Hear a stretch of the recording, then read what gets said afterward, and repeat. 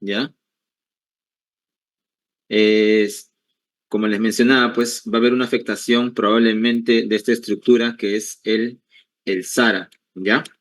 Ahora, dentro de la definición de coma vemos pues que está en relación a la ausencia de respuestas, ¿no? Ante estímulos. El paciente no está consciente de sí mismo ni tampoco del entorno.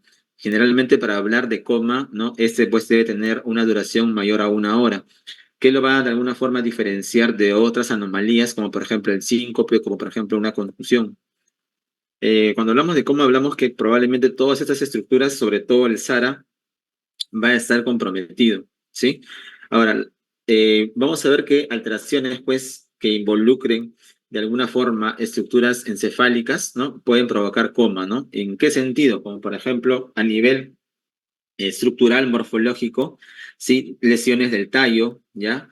Ya sean, pues, primarias o secundarias o compresivas, ¿no? O alguna alteración de alguna forma que involucre ambos hemisferios, ¿no? Que puede producir coma, por ejemplo, en una hipoglicemia, ¿no? Vemos que también la parte metabólica va a ser muy importante, porque esto de alguna forma va a suprimir la actividad neuronal.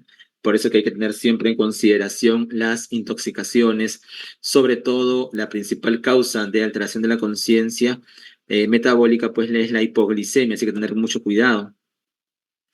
Las lesiones estructurales, ¿no? Pueden ir desde masas, ¿no? Tumores, abscesos, infartos extensos, hemorragias, sobre todo la subaracnoidea o alguna hemorragia intracraneal. Las lesiones generalmente que son masas, ¿no? ¿Por qué causan coma? Causan coma por la compresión que van a producir en estructuras que se encuentran por debajo del tálamo, sobre todo a nivel mesencefálico o a nivel del SARA, ¿no? Ahí, por ejemplo, ustedes pueden ver un hematoma, ¿ya? En este caso, este hematoma va a estar comprimiendo prácticamente, miren cómo desplaza la línea media y comprime las estructuras hacia el puente. Justo aquí ustedes pueden observar el puente, ¿ya? Está comprimido, ¿no? Y probablemente también se compriman las estructuras que se encuentran en él. Y es por eso que el paciente puede tener alteración del nivel de la conciencia. Las masas, ¿no? Las masas en general también pueden producir compresión. Si ustedes observan en la imagen, aquí tenemos el mesencéfalo y este mesencéfalo prácticamente no se notan las cisternas perimesencefálicas. ¿Por qué? Porque todo está comprimido, ¿no? Por el efecto de masa que van a producir, ya sea pues los tumores o algunos infartos extensos, ¿no? Aquí también podemos ver, ¿no? Otro efecto de masa generado por un hematoma epidural, ¿no? Ven cómo esto va a producir desplazamiento de línea media y también la herniación de algunas estructuras. Los tumores, ¿no? Ya sean, por ejemplo, algunos de etiología neoplásica o también algunos que tengan una etiología infecciosa, ¿no? Como por ejemplo algún absceso, algún granuloma, ¿no? Puede producir también efecto de masa, desplazamiento de línea media y comprensión de las estructuras que se encuentran pues justo a nivel subtalámico. Aquí también pueden ver un infarto de arteria cerebral media, división inferior, división M1, el cual también es grande, compromete gran cantidad de parénquima cerebral, y como este parénquima cerebral no tiene dónde pues compensar, entonces se altera lo que vendría a ser pues todas las estructuras, ¿no? Y hay desplazamiento de la línea media y compresión de las estructuras pues hacia el puente. Otras masas, ¿no? Como pueden ver ahí, ¿no? No solo sean infecciosas, sino también primarias, ¿no? Ya sea un glioblastoma, ya sea un oligodendroglioma, puede producir, ¿no? Alteración de la conciencia, ¿no? Y puede llevar al coma del paciente por efecto de masa. Ahora, también lesiones que involucren al tálamo, ¿no? En el cual va a existir un daño, pues, más directo sobre estas estructuras. Esto podría estar relacionado también pues a alteraciones de los vasos, sobre todo de la arteria basilar, ¿no? Que eso se ve mucho en los infartos o también las hemorragias de tronco encefálico. En algunos casos también se pueden ver asociadas a algunos traumatismos, ¿no? Como por ejemplo ahí, ¿no? Ustedes pueden observar esta primera línea de imágenes, ¿sí? Es la secuencia de difusión. La de abajo es la secuencia del mapa ADC, ¿no? O también llamado, pues, la gradiente, ¿no? Y abajo ustedes pueden ver una secuencia en T2. Acá las flechitas le señalan, ¿no? Siempre que nosotros nos enfrentemos a un infarto agudo, ¿ya? En difusión, ¿ya? En difusión, vamos a verlo de esta manera. La lesión restringe difusión. ¿Ven que es bien blanquita? ¿Ves? Bien hiperintensa, ¿ya? Eso quiere decir que restringe difusión, eso quiere decir que es agudo. Y la misma correspondencia en el mapa ADC, ¿ya? Lo que vamos a encontrar, esa lesión que se veía en difusión blanca, en el mapa ADC se va a ver negra, ¿no? Esta, digamos, esta asociación se da sobre todo en los infartos agudos, ¿no? De la misma manera también lo podemos observar, la misma lesión que se puede ver de repente en el T2 como un edema, ¿no? El edema se ve blanco en T2. Otras lesiones que pueden también comprometer al SARA, no solo los infartos, como lo que acabamos de ver, sino también pues lesiones sangrantes, ¿no? Hemorragias, asociadas pues en algunos casos a hipertensión o en algunos casos a algún tipo de malformación que puedan tener a ese nivel. ¿Qué malformaciones pueden sangrar? Las malformaciones arteriovenosas o también, por ejemplo, las malformaciones asociadas pues a angiomas venosos o también a cavernomas.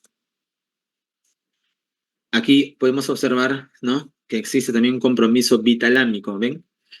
Hay sangre a ese nivel que compromete ambos tálamos y por eso puede generar alteración de la conciencia. En esta otra lámina podemos observar pacientes que han tenido un infarto de ambos tálamos, ¿no? Eso es un infarto bitalámico. Como les mencioné en un principio, estos infartos bitalámicos que comprometen ambos núcleos reticulares del tálamo pueden causar también que el paciente no despierte, ¿ya? Y esto, sobre todo, se ve en un síndrome, el síndrome de la arteria de Percherón. Esto también va a ser muy importante, ¿no? Recordarlo por lo mismo que puede ocurrir en un paciente con algún tipo de stroke, ¿no? Con algún tipo de infarto y el cual pues tenga un compromiso marcado del nivel de la conciencia. También algunas otras lesiones, ¿no? Que pueden producir compromiso, ¿no? Ya sea por compromiso vascular o también traumático, ¿no? En algunos pacientes puede ocurrir lo que se denomina el síndrome de top del basilar, en el cual un trombo, ¿no? Llega hacia la basilar, hacia prácticamente es el último segmento de la arteria basilar, y el trombo se rompe, se lisa y compromete ambos hemisferios cerebelosos, compromete ambos lóbulos occipitales, compromete ambos tálamos, compromete las estructuras de la línea media, como pueden observar aquí, ¿no? Aquí observamos en esta tomografía el compromiso bilateral de los cerebelos, ¿no? De la parte de la irrigación de la arteria cerebral posterior y también estructuras de la línea media del tronco encefálico. Entonces, dentro de la fisiopatología del coma, siempre tener en consideración esto, ¿no? Lesiones bilaterales amplias que comprometen la corteza cerebral, ¿no? Ya sea traumatismos, infartos, encefalitis, hipoxias, ¿no? Alteraciones metabólicas, ¿no? Ahí, por ejemplo, está señalado en un paciente que ha tenido lesión bilateral a causa de un accidente de tránsito, ¿no? Los accidentes de tránsito, en los cuales hay mecanismos de aceleración y desaceleración, pueden ocasionar lo que se denomina lesión axonal difusa. Esta lesión axonal difusa, ¿no? Se ve ahí en estos puntitos que están señalados en la imagen, ¿no? Esa es una secuencia de T1, ¿no? Coronal, donde podemos observar estos microsangrados que se ven y que son indicativos en este paciente que ha sufrido pues una lesión axonal difusa. O algunas lesiones bilaterales, un poquito de repente menos frecuentes, perdón, en los cuales pues se pueden observar lesiones bilaterales, ¿no? Se observa con contenido, pues probablemente sangrados, ¿no? Algunas lesiones que son estructurales de repente pueden ser reversibles y que pueden estar relacionados a coma, ¿no? Como por ejemplo, ya lo habíamos mencionado, algunos tumores o los sangrados, ¿no? Que a veces pueden recibir tratamiento oportuno, ¿no? Tratamiento que les dan mediante cirugía, de repente drenando pues estos hematomas. O también, por ejemplo, algunos pacientes con hidrocefalia, ¿no? ya sea por procesos infecciosos o por alguna tumoración, ¿no? En el cual al paciente se le pone un DREN, ¿no? Y el paciente mejora muchas veces. De la misma manera, infecciones o lo que se ve en neurología y que a veces es un poquito difícil de diagnosticar, que es pues el estatus epiléptico no convulsivo, ¿no? O sea, que el paciente que llega a hospitalización y de la noche a la mañana pues hay alteración brusca de la conciencia, estando estable todos sus parámetros, ¿no? Ya sea metabólicos, ¿no? Electrolíticos, pero el paciente no despierta, ¿no? Y por ahí que tenía una lesión estructural que lo puede predisponer a epilepsia, entonces probablemente estamos frente a un estatus epiléptico no convulsivo.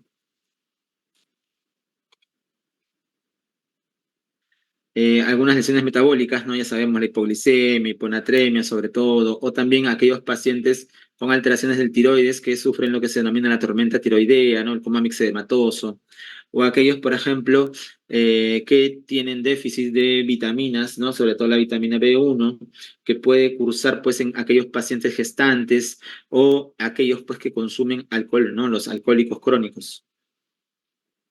Algunas otras, ¿no? La intoxicación.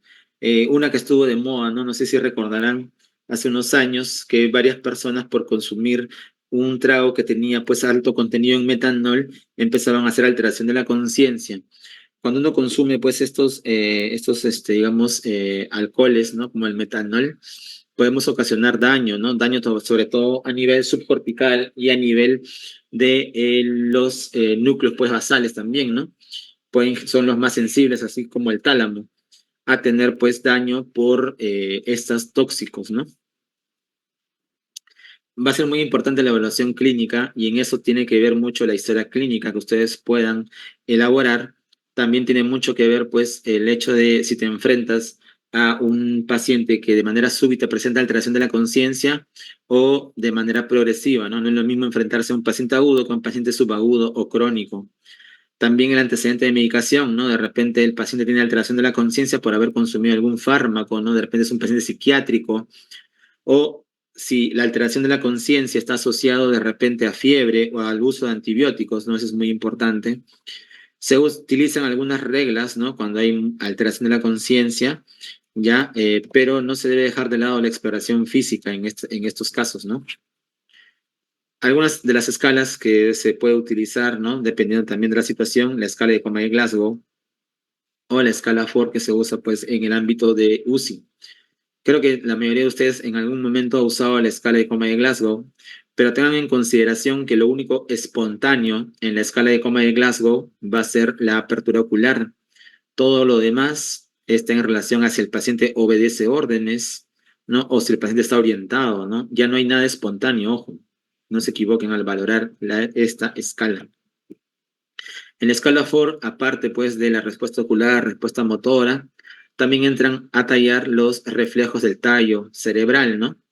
Como por ejemplo reflejo pupilar, ¿no? Ver cómo están las pupilas o el reflejo corneal, ¿no? O si tiene pues el reflejo tusígeno.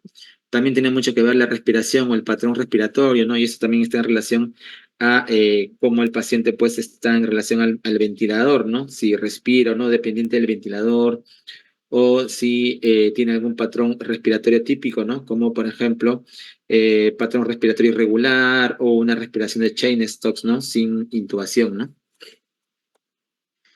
En el examen general va a ser muy importante la inspección, ya que algunos signos de trauma, ¿no? Como el signo de Battle o el ojos de mapache, nos llevan o nos orientan a que ha habido de repente, si es un signo de Battle, compromiso de lo que vendría a ser el peñasco, o si es un signo de ojos de mapache, compromiso del piso anterior, ¿no? Como lo pueden observar aquí. También es importante la temperatura porque algunos fármacos o algunos tóxicos pueden causar hipotermia, como el consumo de alcohol o barbitúricos, o hipertermia, ¿no? Sobre todo en consumo de cocaína. En el examen general, ver siempre la piel, ¿no? Ya que una piel seca nos hace pensar de repente que estamos frente al consumo de algún anticolinérgico, o el aliento, ¿no? El aliento típico de afrutado en la cetoacidosis, o por ejemplo, el olor, pues, a ajos, ¿no? En los órganos, en la intoxicación por órganos fosforados, que es lo más típico que pueden ver, ¿no? También es importante ver las pupilas. ¿sí? ¿Por qué? Porque podemos estar pues ante distintas lesiones, ¿no? Por ejemplo, si yo tengo una pupila a nivel pues dañada, a nivel, perdón, una pupila que no reacciona, ¿ya? ¿No? Ante la luz o que está pues netamente midriática, ¿ya? Puedo pensar que de repente esté la lesión pues a nivel mesencefálico, ¿ya? Eso generalmente puede suceder ante algún tipo de infarto o de repente ante alguna herniación, ¿no? Prominente. Si son pequeñas y puntiformes es porque está dañada la vía simpática, pues, ¿no? Y está primando la actividad parasimpática y eso generalmente lo producen lesiones protuberanciales, ¿sí? O alguna que altere, pues, la vía simpática a nivel hipotalámico, ¿no? Los opioides también pueden producir pupilas puntiformes. Midiáticas y reactivas, ya les decía, ¿no? A nivel mesencefálico, ¿no? O en algunos casos pueden estar pobremente reactivas. Generalmente esto hay que ver, pues la lesión puede ocurrir en la vía aferente o en la vía eferente, ¿no? Eso para eso hay que evaluar tanto la respuesta directa como el reflejo consensual. Y si es solo de un lado, ¿no? Generalmente siempre va a ser por compresión del tercer par, ¿no? Por eso que la anisocoria es muy importante identificarla en un paciente de repente con antecedente de traumatismo, ¿sí? Porque podemos estar frente a una herniación inminente, ¿no?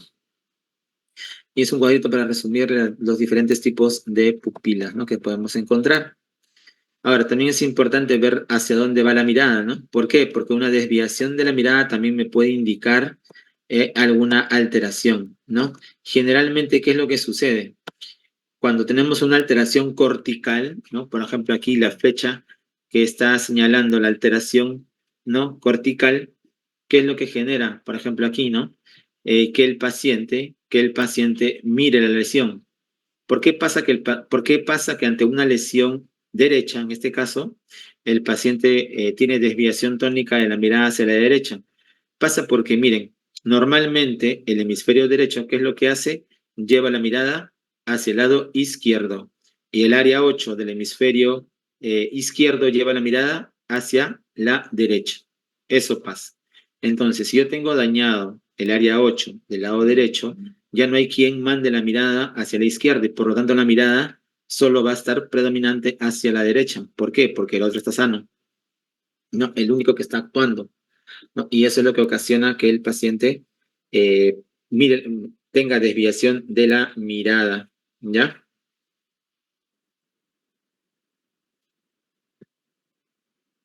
Los óculos cefálicos, ¿no? Antes de realizar la maniobra de óculos cefálicos, nosotros tenemos que cerciorarnos de que no exista ningún daño cervical, ¿ya? Para poder realizar esta maniobra. Generalmente los ojos se van a mover en dirección opuesta a la cabeza, ¿ya? ¿Por qué? Porque fijamos un punto del espacio, ¿no? Eso es lo que se conoce como los ojos de muñeca.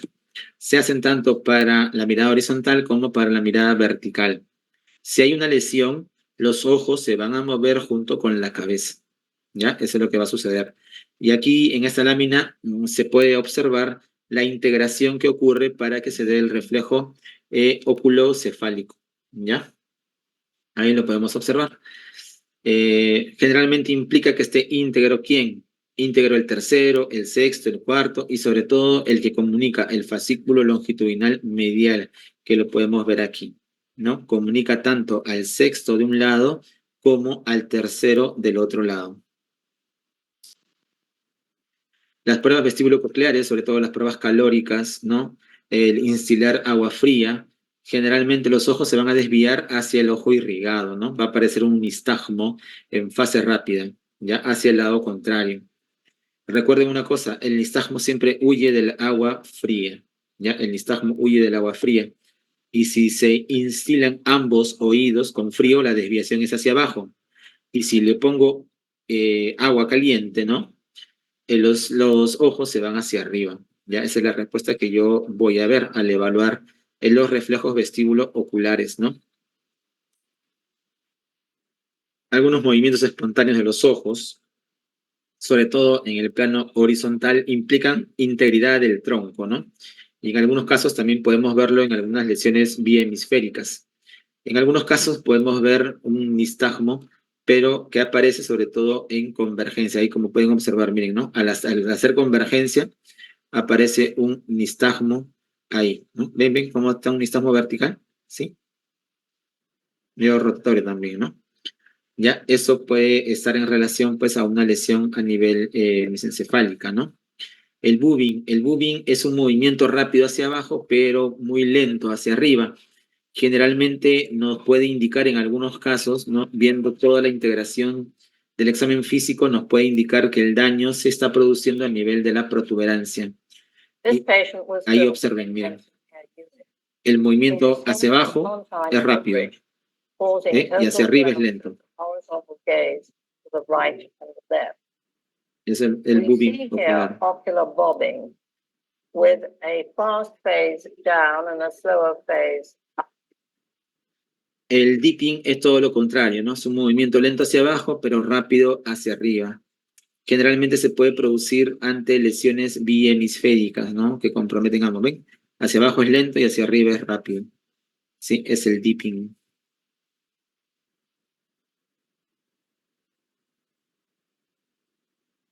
En el examen motor, ver algunas posturas, sobre todo la decorticación, ¿no?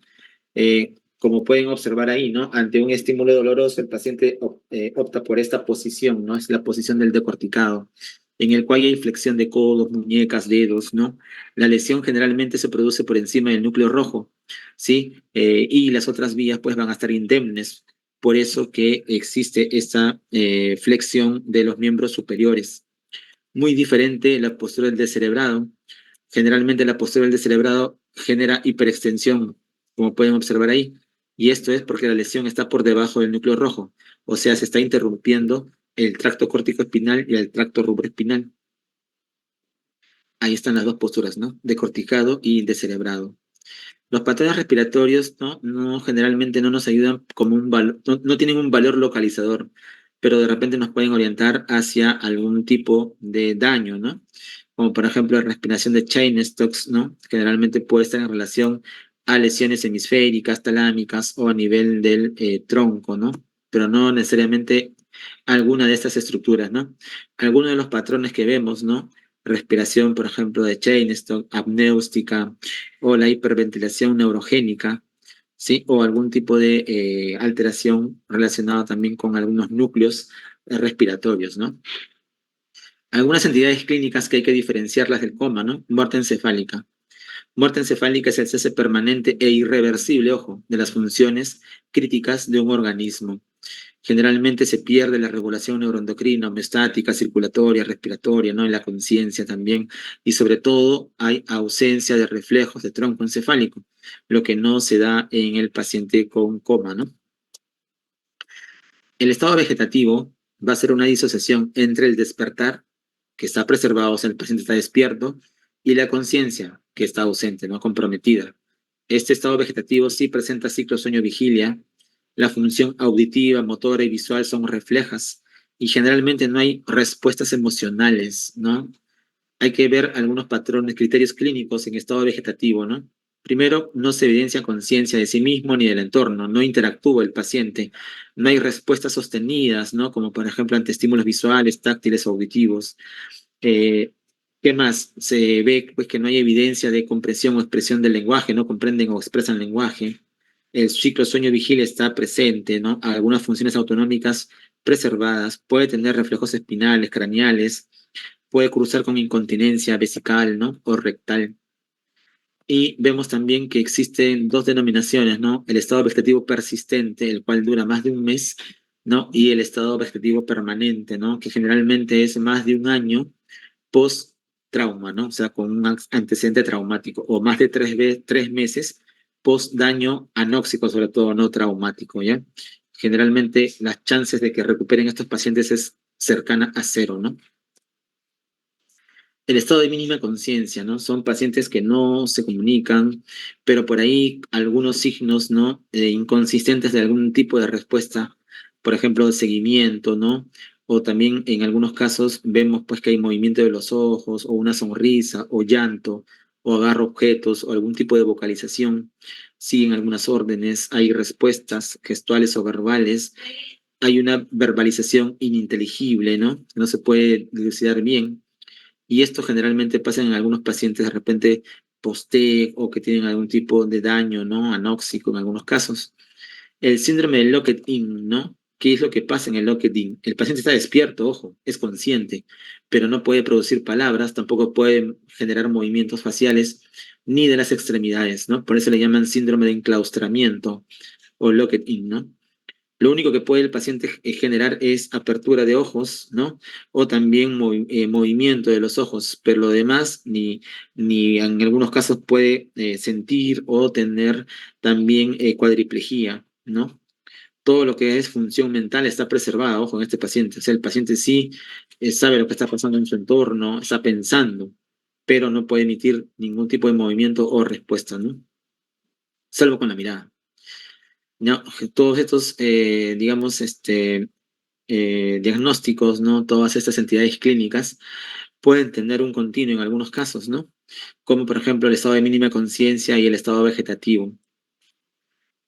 Existen otros síndromes como el mutismo aquinético, ¿no? En el cual se da por un daño bilateral de lo que vendría a ser la corteza, pues, frontal, ¿no? Medial, ¿ya? En el cual el paciente, pues, no puede realizar algún movimiento de tipo voluntario, ¿no? Pero por ahí se ven otros tipos de movimiento, ¿no? Por ejemplo, el mutismo aquinético, ¿no? El paciente no habla, ¿no? Parece como si estuviera dormido, pero sí puede ser despertado. Los ciclos de vigilia y sueño están presentes, hay poca respuesta a estímulos. En algunos casos sus ojos pueden seguir objetos móviles, ¿ya? Y ante algún ruido también ver alguna respuesta, pero lo que no hay es movimiento voluntario, ¿ya? De las extremidades o de repente en algunos casos reflejos, ¿no? El paciente muchas veces tiene que ser alimentado y no controla esfínteres. Esa es una característica importante, ¿no? Generalmente la lesión es frontal anterior bilateral, ¿no? Sobre todo a nivel mesial. Y el delirio, que es muy frecuente en medicina, ¿no? Es una alteración de la conciencia, pero sobre todo relacionada pues a una afectación cognitiva, sobre todo de la atención, es de inicio agudo y curso fluctuante. Es aquel paciente, por ejemplo, con antecedente de infarto o de repente aquel abuelito que ingresa a un área de emergencia, ingresa a un área hospitalaria y empieza pues con alucinaciones, empieza a desconocer a los familiares, se desorienta en tiempo, piensa que está de noche cuando es de mañana. Y esto generalmente puede cursar de tres formas, ¿no? Podemos tener un delirio hiperactivo en el cual el paciente está agitado, con agitación psicomotriz, se saca las vías, quiere irse del hospital, frente también al otro, ¿no? Que solo se duerme, no despierta, está somnoliento. O aquel que tiene los dos, ¿no? Por un momento está somnoliento, no hay muchas respuestas y luego pues se levanta y el paciente está de alguna forma más inquieto, ¿no? Estos trastornos tienen algunos factores predisponentes o precipitantes también, ¿no? Por ejemplo, factores predisponentes, la edad avanzada, la polifarmacia, el ser masculino, ¿no? El tener enfermedad cerebral, ¿no? Puede predisponer a este tipo de problema. Y los precipitantes, por ejemplo, las infecciones, las cirugías, el dolor, la inmovilización, ¿no? O accidentes cerebrovasculares o alteraciones metabólicas.